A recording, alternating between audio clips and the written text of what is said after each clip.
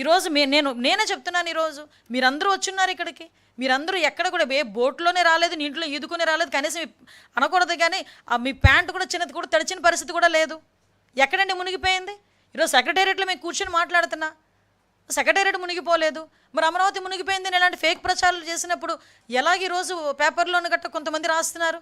నేను అందరి మీడియా వాళ్ళ గురించి మాట్లాడలే, స్పెసిఫిక్గా కొంత మీడియా ఏం జరుగుతుందంటే ఒక బురద జల్లే కార్యక్రమం మీదే ఉన్నారు.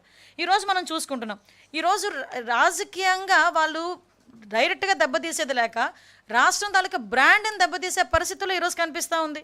మరొకరు రాస్తారు విజయవాడలో విలయతాండవం చేస్తుంది అంటారు. నేనేమో రీసెంట్గా మొన్న ఒక కలెక్టర్ గారికి నాకు ఏదో పేపర్లో ఒక స్క్రోల్ వస్తే గబగబా కలెక్టర్ గారికి ఫోన్ చేశాను. కలెక్టర్ గారు ఏంటంటే అక్కడ వాగు ఏదో కొంచెం పొంగుతుందట అంటే, లిటరల్లీ మీరు నమ్ముతారా, కలెక్టర్ సాక్షాత్తు ఒక సెల్ఫీ వీడియో రిలీజ్ చేశారు. ఎటువంటి భయాందోళనకు గురి కాకండి, అక్కడ ఏమీ జరగట్లేదు అని. మళ్ళీ నెక్స్ట్ డే నేను ఎక్కడ నమ్మనేమోనని అక్కడికి వెళ్ళి ఫోటో తీసి నాకు గూగుల్ మ్యాప్ నుంచి ఫోటో తీసి చూపించిన పరిస్థితి. అంటే ఎంతవరకు ప్రజలను భయాందోళనకు గురి చేయడానికి చేస్తున్నారు.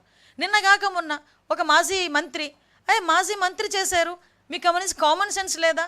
ఎక్కడో జరిగిన రిగ్గింగ్ని తీసుకొచ్చి పులివెందుల్లో రిగ్గింగ్ జరిగిందని చెప్పి సోషల్ మీడియా వేదికగా ట్విట్టర్లో పెడతారు.